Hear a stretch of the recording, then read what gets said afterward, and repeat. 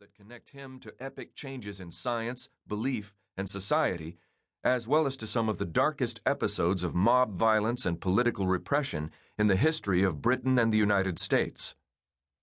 One of the things that makes the story of Priestley and his peers so fascinating to us now is that they were active participants in revolutions in multiple fields, in politics, chemistry, physics, education, and religion.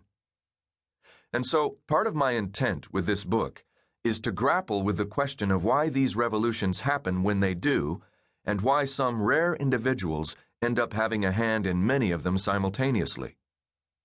My assumption is that this question cannot be answered on a single scale of experience, that a purely biographical approach centered on the individual life of the great man and his fellow travelers will not do it justice.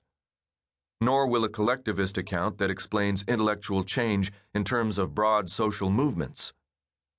My approach, instead, is to cross multiple scales and disciplines, just as Priestley and his fellow travelers did in their own careers.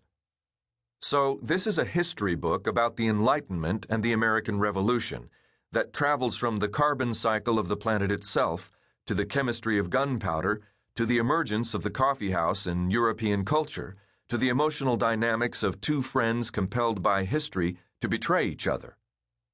To answer the question of why some ideas change the world, you have to borrow tools from chemistry, social history, media theory, ecosystem science, geology. That connective sensibility runs against the grain of our specialized intellectual culture, but it would have been second nature to Priestley, Franklin, Jefferson, Adams, and their peers. Those are our roots. This book is an attempt to return to them.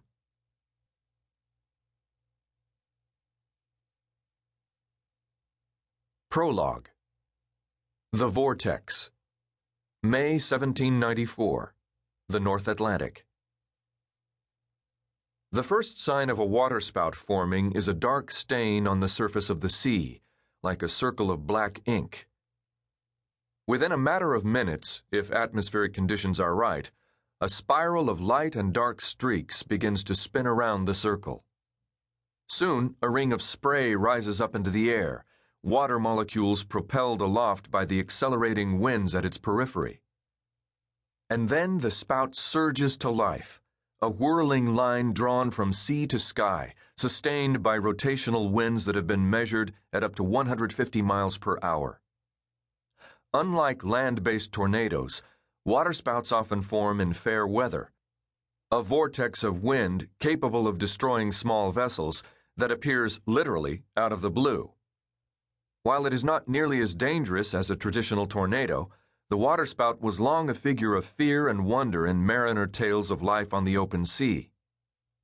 In the 1st century BC, Lucretius described a kind of column that lets down from the sky into the sea, around which the waters boil, stirred up by the heavy blast of the winds. And if any ships are caught in that tumult, they are tossed about and come into great peril. Sailors would pour vinegar into the sea and pound on drums to frighten off the spirits that they imagined lurking in the spout. They had good reason to be mystified by these apparitions. The upward pull of the vortex is strong enough to suck fish, frogs, or jellyfish out of the water and carry them into the clouds, sometimes depositing them miles from their original location. Scientists now believe that apocryphal-sounding stories of fish and frogs raining from the sky were actually cases where waterspouts gulped up a menagerie of creatures straight out of the water and then deposited them on the heads of bewildered humans when the spout crossed over onto land and dissipated.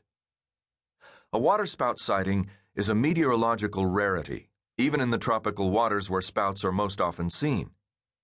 Ships in the colder waters of the North Atlantic, particularly during early spring, almost never encounter them. So it was more than a little surprising that, on one extraordinary day in the spring of 1794, the 100-odd passengers en route to New York aboard the merchant ship Samson caught sight of 4 distinct waterspouts simultaneously drifting their way across the sea. Most passengers on board the Samson would have viewed the looming spouts not as statistical anomalies, but as sinister omens, if not outright threats. No doubt some passengers aboard the